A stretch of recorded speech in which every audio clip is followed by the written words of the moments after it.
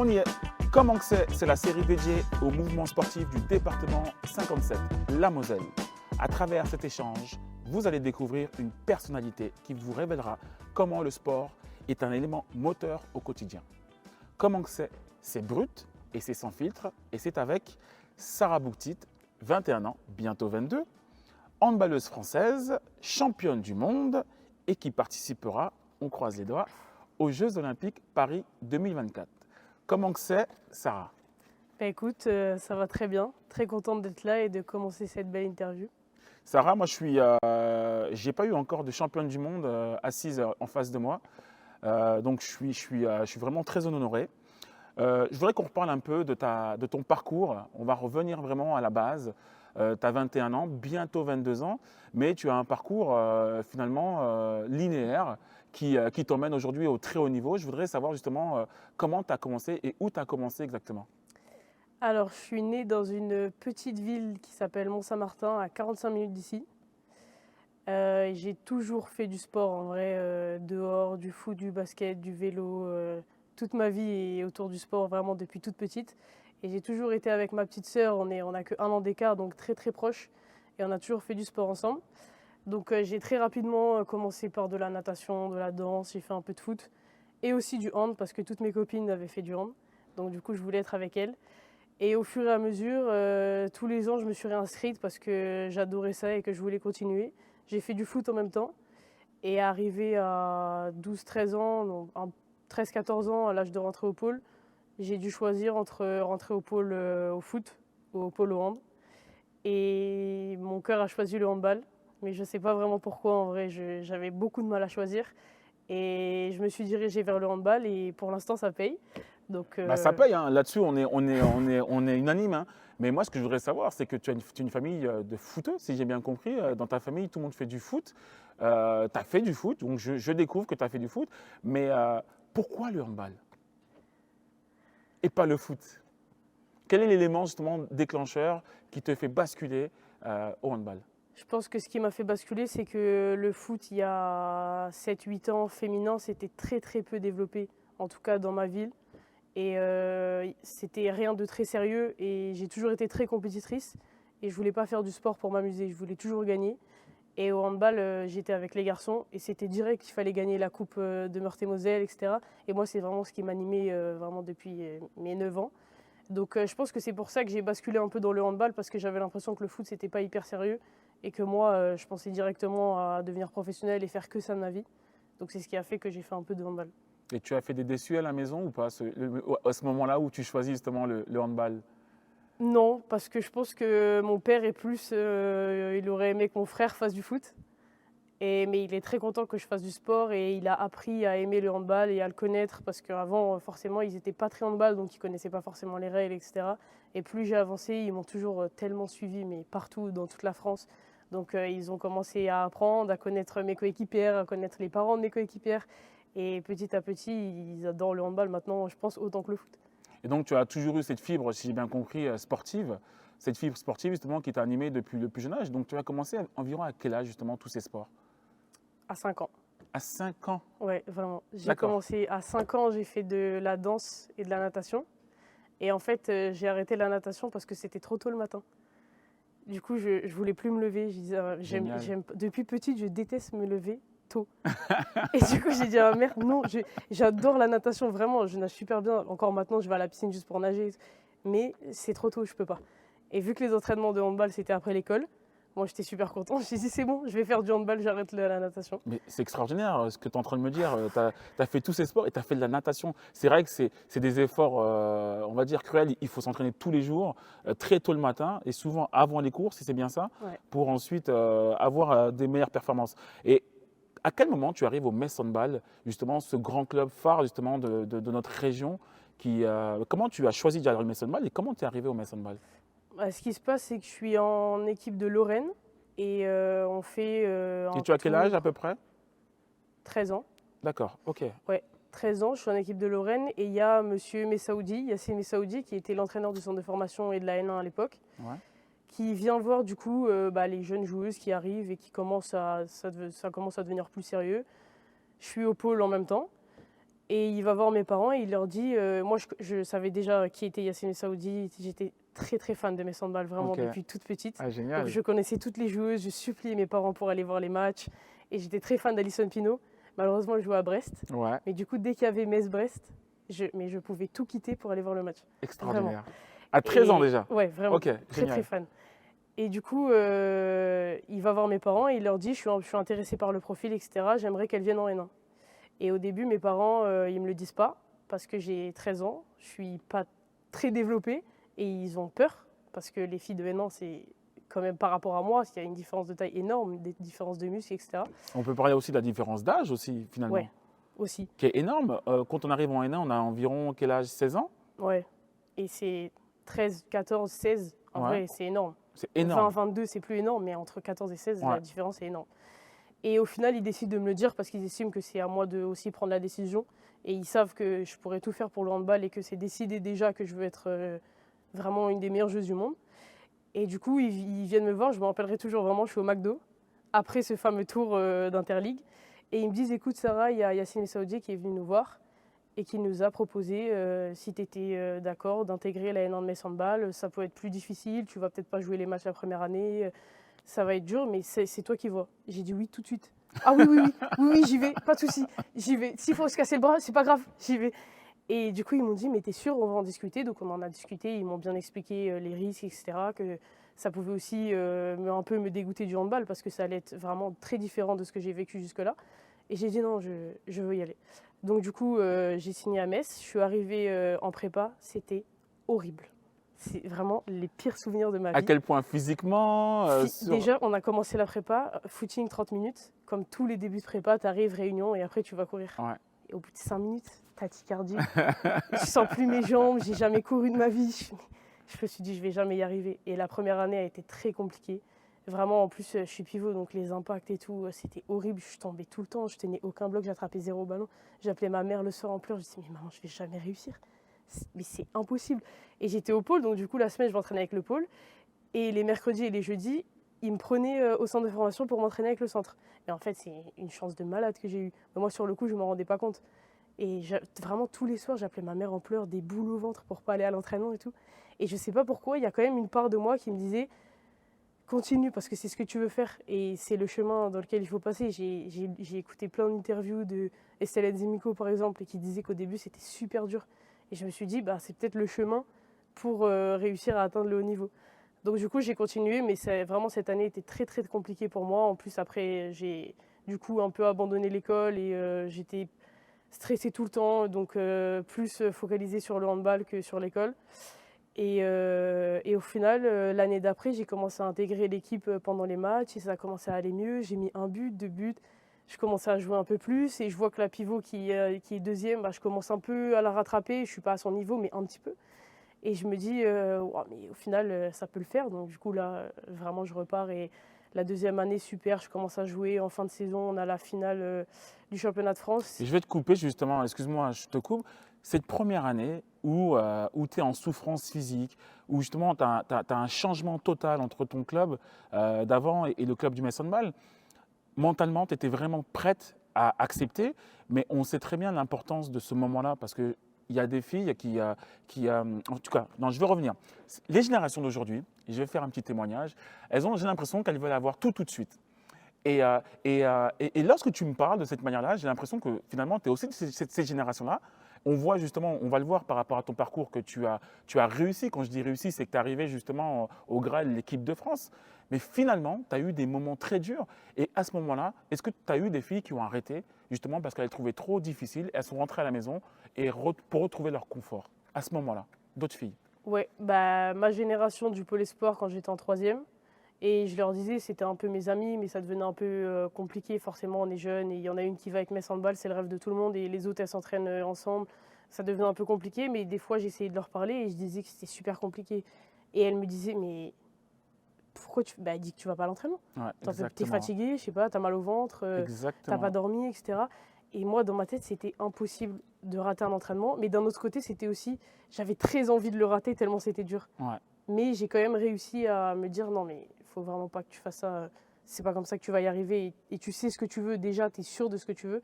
Tandis qu'il y a d'autres filles qui n'étaient pas sûres de ce qu'elles voulaient. Elles étaient aussi dans l'école, elles parlaient un peu de métier, peu importe, médecin, enseignante ou quoi. Moi, je ne voulais rien faire à part du sport.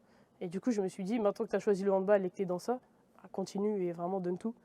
Et du coup, c'est vrai que j'ai été un peu éloignée de ces filles-là. Plusieurs ont arrêté et n'ont même pas été au lycée avec le pôle. Et du coup, ça a été aussi dur parce que j'étais toute seule et il n'y a personne qui pouvait comprendre. Et il y avait les filles de la N1 qui avaient 4 ans de plus que moi et avec qui j'étais pas du tout proche.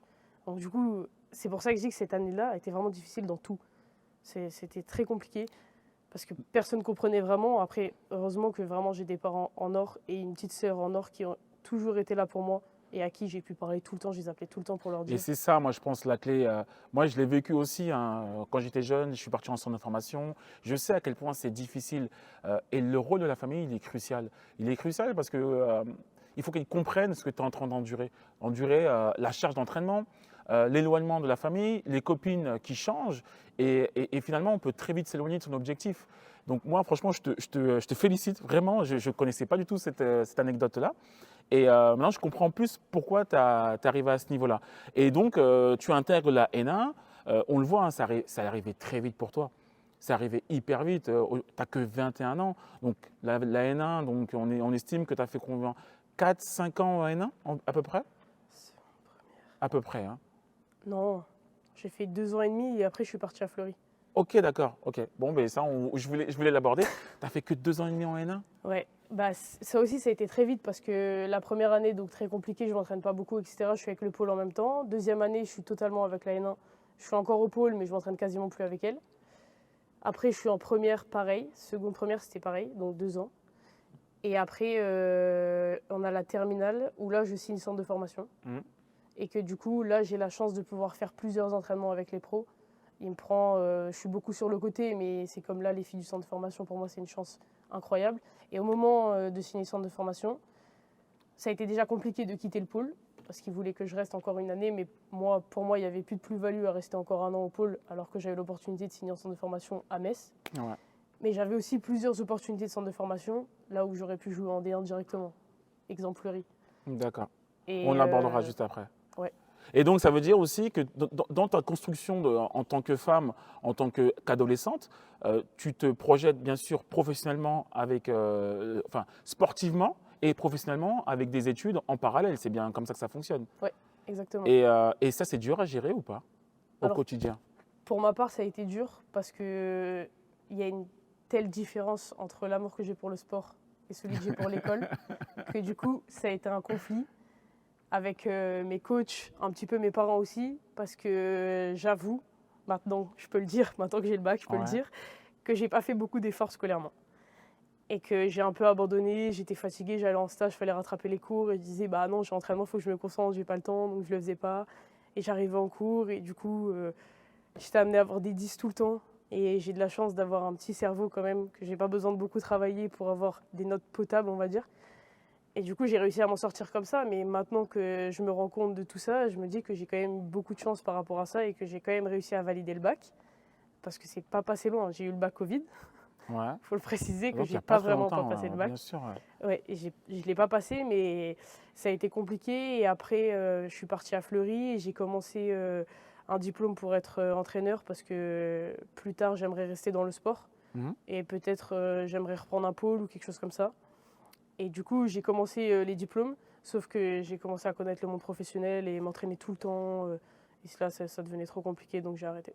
Et ça tombe bien qu'on va en parler parce que Metz Handball, c'est ce qui se fait de mieux en France et c'est du top 4 européen. Aujourd'hui, quand toi tu es jeune, et puis toutes les jeunes sont passées par là, c'est dur d'intégrer l'équipe première. Et à ce moment-là, tu fais le choix justement, tu as envie justement d'avoir plus de temps de jeu, tu veux justement te confronter un petit peu en match à des filles d'un échelon supérieur et tu décides, enfin en commun accord avec le Metz Handball, de partir à Fleury. Comment ça s'opère justement cette opération pour que tu partes en prêt à Fleury? En gros, moi je suis arrivée du coup en terminale et je faisais un peu de N1 et je montais un peu avec les pros. Et donc pour moi, la saison d'après, j'allais faire la même chose et essayer de faire un peu plus de matchs et peut-être avoir plus de temps de jeu, etc. Et en fait, on est arrivé en novembre et ils ont fait signer Yvette Bror. en troisième. Je m'en souviens, oui. Et du coup, je me suis retrouvée quatrième. Ouais. Ça a été un énorme coup de massue pour moi. Vraiment très, très compliqué. J'ai dit à ma mère, mais je ne peux pas perdre mon temps à rester avec le centre de formation alors que j'ai réussi à toucher à l'AD1. C'était mon rêve depuis que j'ai 6 ans. On ne peut pas me jeter comme ça, c'est pas possible, il faut faire Tu as quelque chose. 19 ans, il me semble, à cette époque-là. Ouais. C'est quand même, tu fais preuve de grande maturité. Je ne sais pas si tu remarques, à 19 ans, aujourd'hui, on est à l'école, l'été, on part en vacances. Donc là, tu fais preuve de grande maturité de faire ce choix-là. Et parce que tu as l'impression, justement, qu'on ne t'a pas laissé la chance que tu mérites, peut-être aussi. Ouais, parce que j'avais l'impression que j'étais bien sur les entraînements où je montais et je sentais que Manu, pour pas de raison, pas de blessure ou quoi, me prenait sur les séances. Donc je me disais que c'était aussi parce qu'il estimait que je méritais de venir à ces séances-là. Et en fait, qu'on m'enlève ça alors que c'était ce pourquoi je m'entraînais tout le temps, je me suis dit non, mais je vais jamais tenir, je peux pas, vraiment, c'est pas possible. Donc du coup, j'en ai parlé à mon entraîneur de centre de formation, Clément Alcacer. Et je lui ai dit, écoute, bah déjà, ça me fait mal au cœur ce que Metz a fait. Après, je peux comprendre tout ce qui s'est passé par rapport à Yvette, etc. Mais du coup, qu'est-ce qui se passe pour moi, quoi? Et il m'a dit, écoute, je vais voir. Et je suis au centre de formation dans le salon avec toutes les filles et il m'appelle un samedi. Et je lui réponds et il me dit, ouais, écoute, il y a une pivot de Fleury qui s'est blessée, elle est out pour 4 mois, il reste 6 mois de saison, ils ont besoin d'une Génial. pivot, ils ont fait appel à toi. J'ai dit, non, tu mens. Il m'a dit, si, écoute, tu fais quoi? Je viens, c'est bon. Et les filles, elles me disent, bah, attends, appelle tes parents, réfléchis. Non, non, non, non, je réfléchis pas, je pars. T'inquiète, je fais mes valises, demain je prends la voiture, je pars. J'appelle ma mère, je lui dis, maman, demain je pars à Fleury, je pars en prêt. Je dis, quoi? Mais attends, elle me dit, Elle est mais attends. extraordinaire, l'histoire. Elle me dit, mais c'est pas possible, Sarah et tout. Mon père, qui est un peu plus peureux que ma mère, il me dit, ah, non, ça se passe pas comme ça, t'es à mes 100 balles, tu veux pas partir. Je lui dis, non, mais t'inquiète pas, c'est en prêt, c'est 6 mois, je vais jouer en pro, mais vous vous rendez pas compte, je vais jouer en LFH tout le temps. Il n'y a plus de centre de formation, personne ne parle de centre de formation, je vais être payé. J'ai un appart. Non, non, je pars. J'ai pas le permis à ce moment-là. Vraiment, je ne sais pas ce qui s'est passé ce week-end-là, mais j'étais sûre que je voulais partir. Moi, j'ai l'impression que tu as vraiment ce mental de championne. On voit que tu es destinée depuis 5 ans à faire du sport de haut niveau et tu sais absolument le parcours que tu veux entreprendre. Et c'est vrai que faire ces choix-là, on peut se dire aussi à un moment donné, bah, partir, on peut ne pas revenir. Tu t'es jamais posé cette question-là? Alors, le week-end-là, non. Du tout. J'ai dit non, non, non, là, moi, je ne m'entraîne pas avec le centre de formation tout le temps, alors que j'ai réussi à aller plus haut. Je ne peux pas faire une marche en arrière, vous vous rendez compte de tout ce que j'ai déjà fait? C'est pas possible. Donc, du coup, ma mère, elle m'a dit, mais si tu veux y aller, mais Sarah, vas-y, c'est à 4h30 de route, il y a un problème, moi, je monte avec la voiture, il n'y a pas de problème. D'où l'importance de mes parents. Ils m'ont toujours suivi dans tout. Ouais. Si le dimanche, c'est eux qui ont pris la voiture parce que j'avais pas le permis. Ils ont pris mes affaires dans le coffre et on est monté à Fleury, on est arrivé le dimanche après-midi. Ils ont été extraordinaires, vraiment. Et encore aujourd'hui, ils le sont. Et du coup, je suis arrivée à Fleury et tout est allé très vite. Et ça s'est super bien passé. J'ai joué quasiment tous les matchs avec Orion Donon, on jouait à 2 pivots. C'était génial, je me suis amusée, j'ai pris confiance dans mon jeu, confiance en moi. J'ai aussi pu un peu relâcher la pression parce que sans s'en rendre compte, moi-même, je m'en rendais pas compte quand j'étais dedans. Et les filles à l'extérieur qui étaient dans d'autres clubs de ma génération avec qui j'étais en équipe de France, par exemple, me disaient, mais tu te rends compte de la pression que mes handballs te met? T'as que mes handballs dans la bouche, tu penses qu'à ça. Dès qu'il se passe quelque chose, non, non, non, je peux pas le faire, imaginez, il se passe quelque chose. Non, non, non, attendez, il y a entraînement, non, non, si, non. Mais tu te rends compte de ça? Et il faut que tu vives aussi, t'es jeune et tout. Je dis, ouais, c'est mes handballs. Genre, c'est normal. Exactement, exactement. C'est normal. Et c'est de là où tu disais, il y a des filles qui veulent tout très vite. Il y a des filles qui avaient mes handballs au centre de formation et qui ont préféré aller dans d'autres clubs qui leur proposaient la D1 directement. Et du coup, on a eu un certain conflit avec ces filles-là et avec qui on s'est éloigné par rapport à ce genre de situation. Parce que moi, je disais, mais comment tu peux penser comme ça? C'est mes handballs qui t'appellent, mais tu te rends compte de ce que c'est mes handballs? Tu peux pas refuser mes handballs, ça n'existe pas. Dans le monde, dans une carrière handballistique, tu peux pas refuser à 17 ans mes handballs. Il me disait, mais c'est toi, tu vas jamais jouer avec les pros, c'est impossible et tout. J'ai dit, au pire, moi, je veux jouer avec les pros et je ferai tout pour. Si jamais j'y arrive pas, j'ai pas le niveau, j'ai pas les compétences, peu importe, mais j'aurai la formation en Messine. Exactement. Donc pour plus tard, après, il y a tellement de clubs qui vont s'ouvrir à moi parce que tout le monde sait d'où je viens, qu'est-ce que j'ai fait depuis que je suis à Metz Handball. Exactement. Et moi, c'est ça qui m'a animée. Et du coup, quand je suis arrivée à Fleury, le fait d'avoir eu cette formation-là, j'étais pas du tout à la ramasse en LFH. Et puis, super il content. faut revenir dans le contexte 2021, championnat d'Europe junior, tu es quand même élu meilleur pivot. Donc, tu as quand même un background à ce moment-là qui justifie en fait tout ce que tu veux demander tout le parcours, d'ailleurs ça y est très très vite à partir de 2021, ça justifie aussi le fait que tu veux faire des choix, je ne veux pas dire rapides, mais consciencieux par rapport justement à un projet de carrière. Donc je t'en remercie vraiment de ce témoignage parce qu'on ne se rend pas compte, être dans un grand club jeune, c'est beaucoup de sacrifices, d'entraînement, de sacrifices vis-à-vis justement, vous faites beaucoup de déplacements, mais on voit à quel point Metz Handball t'a peaufiné pour que tu sois aujourd'hui la pivot que tu es. D'ailleurs, on y reviendra, mais c'est hallucinant ton parcours et moi, j'apprends énormément de choses. Je voudrais qu'on revienne rapidement sur les questions-réponses des internautes. On va regarder. Donc, on a des questions, hein, on a 6 questions exactement. La première, c'est de David Louis. Julia, donc c'est leur pseudo hein, sur Instagram, donc il ne faut pas m'en vouloir. Ce n'est pas des questions méchantes, mais c'est pourquoi tu choisis le Metz Handball. Tu as un petit peu répondu, mais si tu peux synthétiser rapidement. Là, tout de suite, en étant pro. Oui, voilà, pourquoi tu as choisi le Metz Handball? Parce que pour moi, c'est le meilleur club de France. Et je pense que ça deviendra le meilleur club d'Europe. Et que je veux absolument emmener ce club à la Coupe d'Europe. Et que du coup, je ferai tout pour. Parce que aussi, c'est un club dans lequel je suis depuis 8 ans. Et que forcément, je suis très attachée. C'est mon club de cœur. Il m'a tout appris dans le handball. Il m'a fait grandir même en tant que femme. J'ai des valeurs grâce à ce club. Et j'aime trop être ici, en fait. J'aime trop être dans les arènes. J'aime tout. J'aime les équipes tous les ans. J'aime mon président. Je suis très proche de lui. J'aime Manu, le staff. En fait, j'aime tout dans ce club. Et il n'y a aucune raison pour laquelle je parte aujourd'hui. Je sais qu'on est capable de tout gagner et qu'on fait tout pour. Encore cette semaine, on travaille tellement pour améliorer notre jeu encore en milieu de saison pour pouvoir aller jusqu'au bout. Et c'est pour tous ces ensembles de choses que je... Tu as choisi le Metz Handball. Exactement. Ok, et de Farah, qu'est-ce qu'il faut pour être une joueuse de handball complète? C'est une très bonne question. Parce qu'aujourd'hui, être complète, c'est en attaque, en défense, sur les positionnements, sur les tirs. Enfin, c'est énorme. Qu'est-ce qu'il faut justement pour être une joueuse de handball complète? Il faut être très forte physiquement. J'ai pas envie de dire qu'il faut être rapide, puissante, etc. Parce que ça dépend du poste, ça dépend des profils. Je suis pas quelqu'un de rapide, mais par contre, je suis quelqu'un de puissant. Rapide, moi je trouve que tu es rapide. Après, ça n'engage que moi. Je t'ai vu sur des contre-attaques. Si tu n'es pas rapide. Ça dépend par rapport à qui. Ok, d'accord. Bah, Si oui. on compare par exemple, pivot, si on peut comparer à wow. Chloé, elle Oui. est très rapide, mais moins puissante. Je suis plus puissante, moins rapide. Je pense Ouais. qu'il faut être très fort dans ses points forts et qu'il faut surtout pas avoir de points faibles. Ou alors, toujours les renforcer. Il ne faut pas que nos points faibles soient vraiment faibles, parce que ça peut être compliqué après.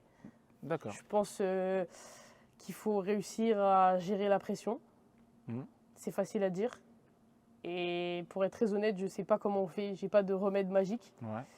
Mais je pense que ça se travaille. Et après, je pense qu'en vrai, il faut travailler. Parce que, par exemple, le shoot, c'est quelque chose qui se travaille. Il y a des gens qui, c'est inné, ils ont un poignet incroyable, ils arrivent à faire des choses géniales. Puis il y a des gens qui n'ont pas forcément de poignet, mais par contre qui sont très efficaces au shoot, parce qu'ils ont travaillé et qu'ils ont tout fait pour l'être. Donc je pense que tout passe déjà par le travail. Par le travail, et comme tu l'as dit, hein, travailler ses points faibles et renforcer ses points forts au final. En tout cas, c'est logique. Finalement, c'est logique, mais il faut le faire. On ne va pas se mentir, il faut le faire. De DNYY, bon, je ne sais pas le prononcer. Souhaiterais-tu un jour t'essayer à un autre poste? Oh ouais. Oh, c'est mon Allez, rêve. lequel? Et hier, j'en suis sûr. Un pivot veut être. Non? Non, C'est serait quoi? arrière gauche. Ah oui, c'est vrai. Ouais, mais c'est clair. Tirer de loin. Non? Ouf. Ce serait quoi en fait?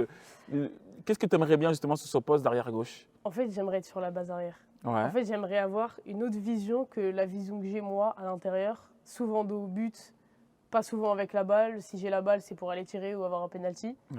Et j'aimerais distribuer, apprendre la balle et aller jouer en duel parce que je sais que j'ai les capacités, que je peux battre la joueuse en face de moi en duel.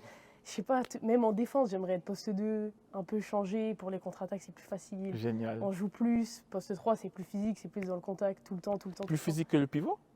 Non, en défense. Ah, en défense, Poste d'accord, 3. oui, mais désolé, ouais. D'accord. Plus physique le poste 3, alors que les postes 2 à côté de moi, c'est Ouais. plus, c'est physique évidemment, mais c'est aussi jouer, etc. Et moi, c'est ce que j'adore, jouer. J'aime trop jouer, piéger les autres et tout, c'est ce que je kiffe. Et du coup, je peux le faire et je le fais, mais j'aimerais pouvoir le faire plus. Et du coup, si Manu écoute cette interview, s'il te plaît, un jour, fais-moi jouer 2003 arrière gauche. Ah, ça, on adorerait ce moment-là. Et puis, je suis sûr que tu pourrais jouer à ce poste-là. Au moins sur un match, voire deux. Allez. Ouais, je pense que je ne ferais pas une catastrophe. Après, je Ouais. pense que j'aurais pas le niveau de Trissina, mais je pense que je ferais pas une catastrophe quand même. Je vais pas perdre des ballons ou tout, je vais faire des passes. Allez, c'est lancé le pari. Manu, tu nous écoutes. Il Mais faudrait que tu la bascules il sur le la base sait, en arrière. vrai. D'accord. On passe à la 4e question. Tu penses rester à Metz encore longtemps? Je commence déjà à pleurer parce qu'à un moment donné, on sait que… Bah, qui sait? Il y a Ouais, des mais joueuses qui ont fait malheureusement, des si on carrières, regarde le passé, à un moment donné, il y en a beaucoup qui nous quittent à un moment donné de leur carrière. C'est vrai. Pour l'instant, c'est pas prévu. Il me reste 2 ans de toute Bon, façon. on espère que c'est pas prévu. Donc pour l'instant, ouais, c'est vrai. Pour l'instant, non. Après, c'est vrai que j'aimerais peut-être essayer l'étranger, mais c'est pas un rêve. Pas du tout. Moi, mon D'accord. rêve, c'était d'être à Metz Handball. Et mon rêve, c'est de gagner la Ligue des Champions, mais avec Metz Handball. D'accord. Évidemment, la gagner dans ma carrière, que ce soit peu importe le club, je la veux, avec plaisir. Mais si je peux la gagner avec Metz Handball, ça serait quand même 4 fois plus grand. Donc pour l'instant, rester à Metz, et tant que j'ai pas gagné la Ligue des Champions, on verra. Ok. Ben, ça tombe bien, la 5e question, c'est gagner la Ligue des Champions avec Metz cette année, est-ce possible? Bien sûr. Mais évidemment, qui va dire non? Mais c'est très intéressant parce que, rappelons quand même, gagner la Ligue des Champions, c'est très compliqué. La preuve, Metz ne l'a jamais gagné, malgré que c'est une très grande équipe européenne. Selon toi, qu'est-ce qui manque à Metz Handball aujourd'hui pour passer ce petit coup, ou tu vois, ce petit coup de pouce qui leur permettrait d'avoir la première place à l'échelle européenne? Parce que finalement, toutes les équipes au Final Four, elles veulent gagner. Mais qu'est-ce qui ferait que Metz Handball pourrait la gagner? Moi, je pense qu'une fois arrivé en quart ou au Final Four, Ouais, ça se joue vraiment à des détails. Je pense que chaque équipe Ouais. a le même niveau. Chaque équipe est une des meilleures équipes d'Europe. Et ça va plus jouer comme ça se joue dans les phases de poule ou même en championnat, dans le niveau des 2 équipes. Je pense que ça peut se jouer à plein de détails. Les blessures dans chaque équipe, ouais, c'est vrai, la chance que tu vas avoir d'avoir soit toutes tes joueuses ou ta joueuse phare elle est blessée. c'est vrai. Ça va jouer à, La condition physique aussi à ce moment-là, en Aussi. fin de saison. évidemment, très Ouais. important. Et je pense que ça peut jouer à des détails dans le jeu. Par exemple, des situations où on est une de plus. Et nous, on sait qu'on n'est pas les meilleurs dans la supériorité numérique. Et je pense qu'au Final Four, le travailler maintenant, ça va être très important. Parce que si on a un ballon, mais ça peut jouer vraiment à un ballon. Et c'est ça qui est ouf. Parce que tout ça, pour que vraiment la finale peut jouer à un dernier ballon, un tir sur le poteau, et tu peux perdre la Ligue des Champions. Et je pense que c'est sur vraiment des détails où il faut tout travailler. Et j'en reviens au point faible, c'est pareil pour une équipe. Je pense que là, l'important, on a nos points forts, on les connaît et ils ne vont pas changer en 3 mois avant d'arriver, j'espère, à la finale de la Ligue des Champions. Mais par contre, si on peut juste un tout petit peu élever nos points faibles, je pense que c'est ce qui peut nous faire gagner la finale. Moi, je pense que c'est très important que tu arrives à le souligner parce que le grand public, on s'assoit dans la salle, on vous regarde jouer, on attend que vous gagnez tout le temps. C'est le cas en championnat de France. Mais c'est vrai que le mot du détail, du petit détail, parce que de rappeler que quand tu arrives, il y a 4 équipes qui ont le même niveau. Et ça, je pense qu'il faut le rappeler, 4 équipes qui ont le même niveau. Et aujourd'hui, ce petit détail, il peut basculer du positif comme au négatif. Donc c'est très important que tu le soulignes parce que je pense que les gens, quand ils vont vous voir perdre comme gagner, il faut qu'ils savourent ce moment-là. Moi, je pense sincèrement, je suis même convaincu que vous allez la gagner dans très peu de temps. Je ne sais pas si ce sera cette année ou l'année prochaine, parce que vous avez les ingrédients. Et il y a un élément pour moi qui est hyper important, et tu me diras ce que tu en penses, c'est l'expérience. Aujourd'hui, toi aussi, tu commences à avoir de l'expérience. Je me souviens encore il y a 2 ans, je te voyais, tu ne jouais pas beaucoup en Ligue des Champions, tu ne jouais pas énormément. Aujourd'hui, tu es cette joueuse importante pour le groupe et tu emmagasines de l'expérience. Est-ce que tu ne penses pas que ça peut jouer justement sur ces phases de détail? Pas forcément de la victoire, mais de ce détail qui peut se gommer plus facilement parce qu'on a de l'expérience. Je pense que c'est important d'avoir un peu d'expérience dans son équipe, d'avoir des joueuses qui sont capables de gérer une salle de 20 000 personnes. Exactement, ça fait partie de l'expérience. Ballon et de savoir que le risque là, il ne faut pas le prendre. Exactement, ouais, tu c'est le ça que je pense. De septembre à mars, tu le prends. En finale de la Ligue des Champions, tu ne le prends pas. Exactement. Et peut-être qu'en étant une joueuse plus jeune ou en tout cas avec moins d'expérience, peut-être que ça, tu ne vas pas te le dire et tu vas te le dire, je le fais depuis le début de l'année, je vais le faire maintenant. Donc je pense que c'est important et peut-être qu'il y a un moment où on en a manqué. Par exemple, FTC l'année dernière, où on panique alors qu'il y a égalité et qu'on a gagné +6 au match aller. Bah, je pense qu'à ce moment-là, peut-être qu'il nous manque une personne qui va être en capacité très calmement de voir sur son visage que tout va très bien. On est à +6, il reste 30 minutes. Les matchs qu'on a perdus, on les a perdus d'un but ou deux buts. On n'a jamais pris d'éclat. Pourquoi aujourd'hui on le prendrait? Il n'y a pas de raison. Et je pense que cette année, on peut avoir cette équipe-là. Et je pense qu'il y a des filles comme Atadou, comme Christina, comme Anne Metteux. Comme toi aussi, il faut que tu t'inclues un peu dans ce groupe. J'espère. Bah oui, quand même. J'espère. Mais il y a des filles comme ça. Je pense beaucoup à Anne Metteux. Il y a une personne qui a joué beaucoup de Ligue des Champions. Ouais. Et je le vois très bien dans son attitude même à l'entraînement, dans les matchs chauds qu'on a joué en Ligue des Champions. Elle est tout le temps calme, elle est tout le temps posée. Elle fait jamais le mauvais choix, elle ne va pas perdre de ballon bêtes qui vont vraiment mettre l'équipe sous terre. Et je pense que c'est ce genre de personne qui peut nous aider vraiment beaucoup pour la gagner. Ok, d'accord. On passe à la dernière question. Elle est un peu longue, celle-ci. Bon, voilà, on va basculer un peu sur cet aspect-là. Mais qu'est-ce qu'on ressent lorsqu'on est championne du monde? Alors, sur le coup, j'ai rien compris à ce qui s'est passé. Je me suis dit, mais comment c'est possible? Il y a un an, je pleurais de ne pas être sélectionnée pour des raisons hors handball. Et aujourd'hui, je me retrouve à avoir battu 2 fois la Norvège et être championne du monde. C'était ouf, vraiment. Je me retrouve à la fin du match dans les bras d'Atadou qui me dit, parce qu'en fait je me rendais pas compte de tout ce qui se passait, donc j'avais pas trop d'émotion parce que vraiment j'étais comme ça. C'est pas possible ce qui se passe, je suis dans un rêve, j'avais l'impression que je rêvais vraiment. Et elle me prend dans ses bras et elle me dit, je suis trop fière de toi, t'as rien lâché malgré ce qui s'est passé, malgré tout ce que le coach a pu dire, etc. Ça a été compliqué pour toi, c'est des aspects de la personne qui peuvent être difficiles à dévoiler au grand public et ça a été fait. Et elle m'a dit, je t'ai vu, je te connais, on est très proches avec Atadou. Elle m'a dit, tu m'as parlé, j'ai vu à quel point ça a été dur pour toi et tout. Et je suis tellement fière que tu sois là avec moi aujourd'hui sur le terrain. Elle m'a tellement fait chaud au cœur. Et je me suis effondrée. Et c'est là que j'ai commencé à réaliser. Et je me suis dit, non mais je suis vraiment championne du monde. Mais il y a des joueuses qui rêvent de ça et qui ne l'ont jamais. Et c'est ma première compétition, ça fait un an que même pas, que je suis en équipe de France. Et j'ai la chance d'avoir participé à ça, j'ai joué tous les matchs, j'ai marqué plein de buts. C'est pas comme si j'avais été en tribune 15 fois et que j'avais fait un petit bonjour, j'étais arrivée en milieu de compétition ou quoi. Non, j'ai vraiment fait partie de cette équipe et j'ai travaillé avec cette équipe et je le suis vraiment incroyable. Tu es arrivé en équipe de France, je me souviens, hein, il y avait une blessure d'une pivot, je crois que c'était Béatrice de mémoire. Pauletta. Ouais. D'accord. À 19 ans, c'est bien ça, tu arrives en équipe de France, donc le sélectionneur t'appelle, il te teste. Aujourd'hui, tu arrives quand même à marquer au mondial 7 buts, quoi. 7 buts contre l'Autriche. Moi, je me dis, comment tu peux aller aussi vite? Je ne sais pas si tu réalises à quel point ça allait très très vite, mais tu passes d'un remplacement à être très importante pour une équipe de France pour gagner un titre mondial quand même. Tu réalises? Je pense qu'aujourd'hui, je ne réalise pas totalement ouais, encore. C'est souvent ça la très jeunesse. honnête. Ouais, non, mais je m'en doute bien. Mais je pense que tout ça, c'est aussi grâce à Metz. Et l'ampleur que j'arrive à prendre petit à petit dans l'équipe de Metz fait que j'essaye de faire la même chose avec l'équipe de France. Il s'est passé plein de choses en équipe de France et du coup, ça a été dur d'arriver là-bas. Et quand je suis arrivée, je me suis dit, je ne peux pas, en plus d'avoir pris du temps à arriver ici, prendre encore du temps à me lâcher sur le terrain. Ça va prendre trop de temps, tu n'as pas le temps, il y a des joueuses ça, c'est derrière. l'expérience pour moi. C'est exactement ça, c'est de l'expérience que tu as eue. Après, c'est aussi grâce à des joueuses comme Atadou, grâce à Adi et Estelle qui m'ont aussi parlé et qui m'ont aidé à comprendre ça. Je ne l'ai pas compris toute seule. Mais en tout cas, j'avais pas le temps d'attendre en fait. Et je sais que le sélectionneur n'avait pas le temps non plus. Si ça va pas, allez, tu pars et il y a une nouvelle pivot qui arrive. Et en fait, c'est ça l'équipe de France. En club, c'est un peu moins comme ça, même s'il y a une deuxième et on n'est que deux. Là, il y en a beaucoup des pivots qui attendent pour arriver. Ouais. Du coup, en fait, j'ai essayé de me dire, dis-toi que tu es à Metz.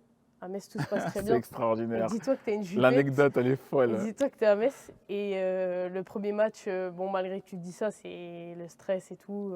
Plus tu te rends compte de tout ce qui... en fait, moi, j'avais juste vu ça à la télé. Donc, en fait, tu vois que le match. Mais tout ce qui se passe en dehors, tous les médias, en fait, j'ai l'impression d'être une vraie star. Je me suis dit, mais je suis Ronaldo ou quoi? Mais qu'est-ce qui se passe? C'est ouf, vraiment, c'est les hôtels. C'est très intéressant. Je te lis justement cette phrase de Grace Zadi. Je suis impressionné par son niveau. À l'heure actuelle, c'est pour moi la meilleure pivot française. C'est ce qu'elle dit après justement le mondial. et c'est de grâce à Dieu, on connaît son exigence. Comment toi, tu peux… en fait, le fait que tu ne le réalises pas, mais de l'extérieur, tout le monde te remarque. Tout le monde constate justement ta progression. En très peu de temps, en l'espace de 2-3 ans, ton équipe de France, tu gagnes le mondial. On a l'impression que rien ne peut t'arrêter. À ton avis, qu'est-ce qui pourrait t'arrêter? Allez, donne-nous une petite anecdote. Qu'est-ce qui pourrait t'arrêter à ton avis? Une blessure. Ouais. Je pense que c'est on la touche du bois seule d'ailleurs. chose qui pourrait m'arrêter. Ouais. En vrai, et encore, après, quand je vois comment Atadou est revenu de ses croisés, je me dis au final, maintenant, avec les kinés qu'on a, les médecins qu'on a, tout l'accompagnement, les clubs ont tellement évolué par rapport à ça. Je me dis au final, alors ça peut être très dur et ça va être très long. J'ai vu Atadou, 6 mois, c'est tellement long, tu auras tellement de choses. Mais par contre, tu es super accompagné et ça gâche pas une carrière. Donc au final, j'espère que rien ne peut m'arrêter en vrai. J'espère que ça va continuer comme ça. Il n'y a pas de raison. Si je continue à faire ce que je fais, il n'y a pas de raison que ça s'arrête pour l'instant.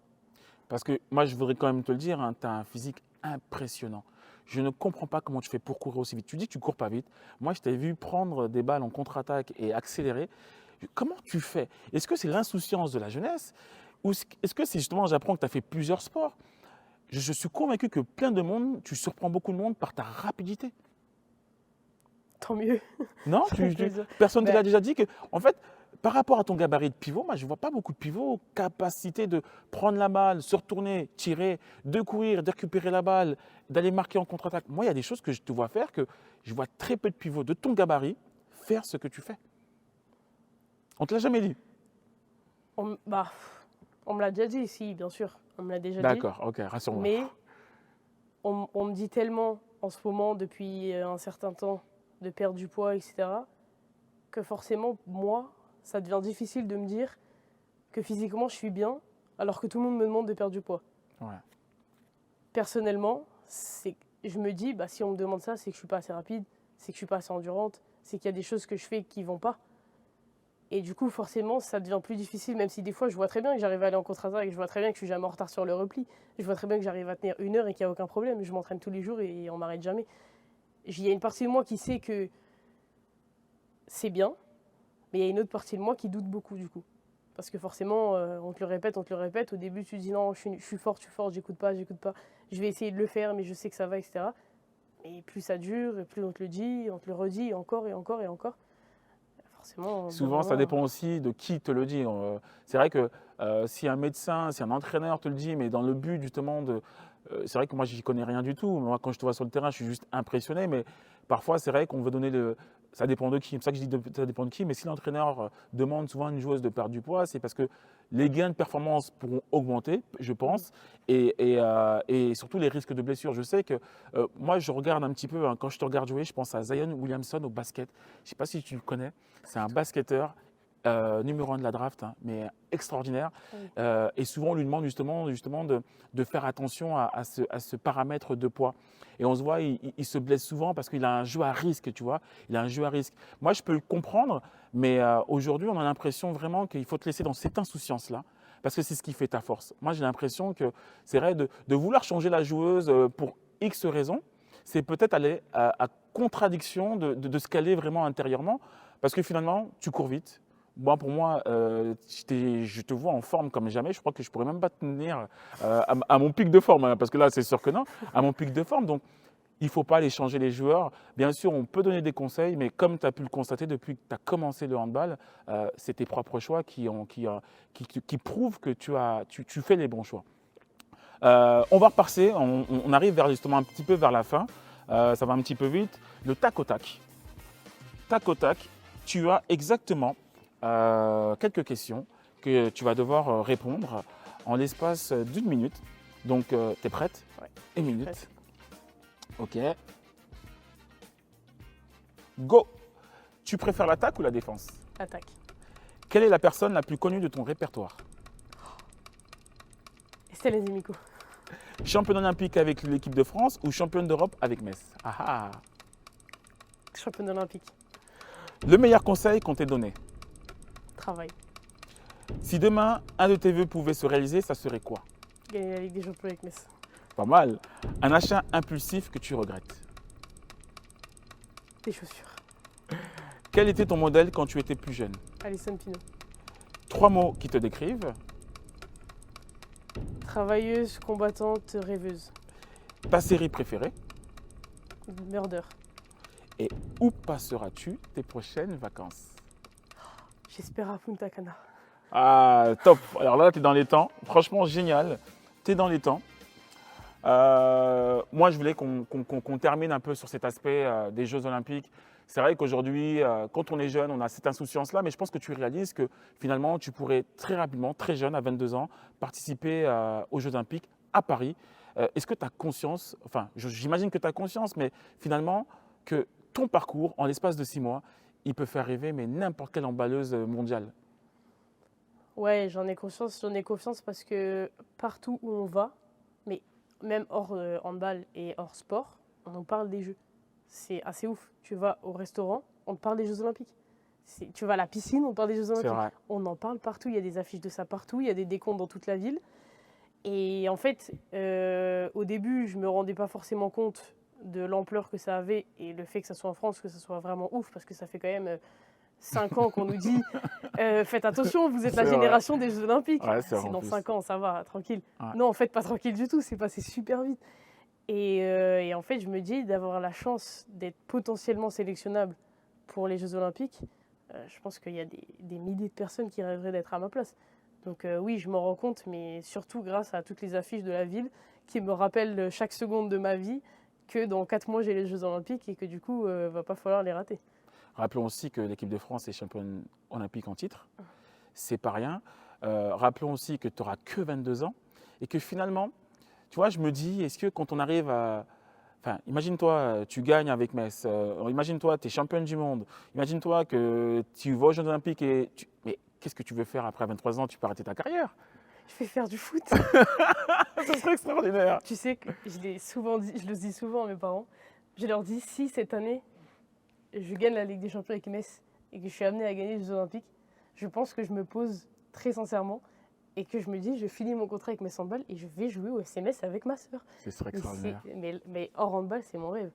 De jouer avec ma sœur au foot, mon rêve. Donc franchement, j'appelle toutes mes coéquipières à me faire gagner cette année pour que je puisse aller faire une carrière de footballeuse. Mais tu nous donnes plein d'étoiles dans les yeux parce que tu as ce côté pétillant de jeunesse et je ne me rendais vraiment pas compte à quel point ton parcours était aussi riche et que finalement tu es si jeune. Moi je me dis, si une fois j'aurais été champion du monde, mais de n'importe quoi, hein, même de balayage, de ce que tu veux, j'aurais été hyper heureux. Aujourd'hui, toi tu risques d'arriver aujourd'hui à 22 ans avec un palmarès vraiment très conséquent. Je te laisse le mot de la fin.